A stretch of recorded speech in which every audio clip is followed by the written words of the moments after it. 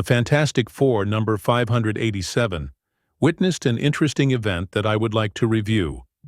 The Fantastic Four are facing three different crises in this run. The first takes place in Thailand, where Sue Storm acts as a delegate between New and Old Atlantis, trying to stop a slaughter from taking place. The second crisis takes place on planet New World, where Reed Richards tries to assist in evacuating the planet before it gets consumed by Galactus.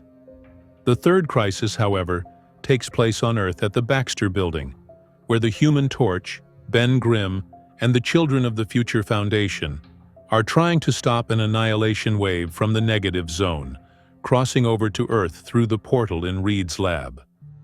Dragon Man tries to prevent the wave from crossing over, while Valeria Richards, the second child of Reed and Sue, tells Johnny that he has to reach the failsafe on the other side of the room, but they are being overrun.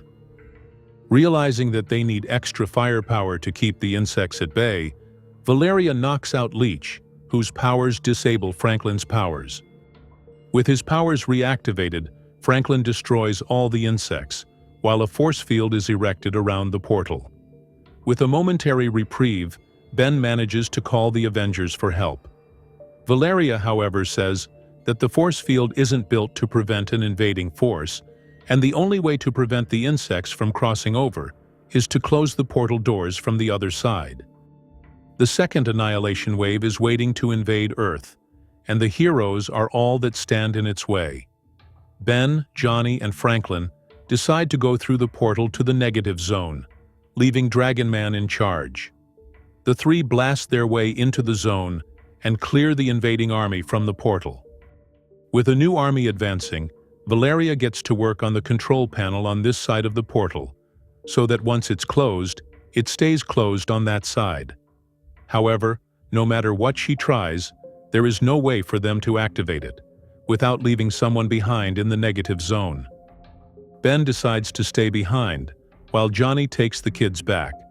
However, when the invading horde attacks, Johnny pushes Ben through and turns on the force field. Valeria gives Johnny the access code that will engage the failsafe lockdown, so that no one from the negative zone side, including Johnny, will be able to open it again. Johnny enters the code and tells Ben to inform Reed that this is where he made his stand. As Ben pounds on the field, demanding that Johnny let him in, his time in human form wears off, and he transforms back into the Thing. With Annihilus leading the attack force, Johnny says goodbye to Ben and closes the door. As his enemies approach, Johnny flames on and dives into the battle. He knows that he will never win, while on the opposite side of the door, the Thing and the kids cry over the loss of the Human Torch. The Avengers respond to the distress beacon and arrive at the Baxter Building, to be shocked to know about the loss of Johnny. Everyone is bereaved and mourning the loss of the Human Torch, who will never be forgotten or replaced. On day 26, Banner and Don Blake meet Ben in the desert to deliver a message from Reed, but Ben doesn't want to see anyone and just wants to sink more into his sadness. Blake transforms to Thor and tries to reason with Ben, who knocks him away with a punch, to be approached by Banner, who hulks out and knocks Ben down. Ben hits Hulk with the Fantastic Four plane, which explodes, but doesn't stop Hulk from approaching Ben again. Thor loses his temper, but Hulk points to him to stay away. Hulk lets Ben punch him, to let all the sad feelings out. Ben can't stand the loss of Johnny, and collapses again in front of Thor, who sheds tears. Johnny's fate, however, is later revealed in book number 600. When Johnny trapped himself in the negative zone to stop the annihilation wave from invading Earth, he flamed on and fought bravely, then unleashed a nova blast that destroyed the first wave. Johnny then fell down, remarking that he never burned that hot before. With the second wave approaching, Johnny prepared to unleash a second nova, but he was attacked and taken down by Annihilus, who demanded that Johnny opens the gate to Earth. Johnny refused to obey and told Annihilus to go to hell, causing the villain to slay him on the spot. 4 days later, Annihilus tried to open the portal but to no avail, when it suddenly opened from the other side by Reed Richards, who told Annihilus to give him Johnny's body and threatened to destroy the negative zone with the ultimate nullifier if Annihilus refused.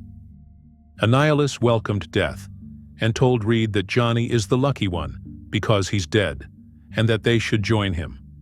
Reed felt that there was no reasoning with the villain and closed the gate while Annihilus told his minions to bring Johnny back.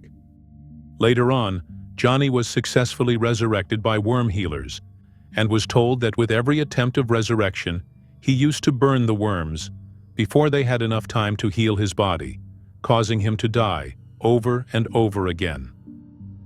Hulk was there for Ben when he needed a shoulder to cry on and even a punching bag to hit, because he knows how devastating it is to lose a friend and a brother. Hope you liked the video. Don't forget to subscribe, share, and like. Thanks for watching, and have a nice one.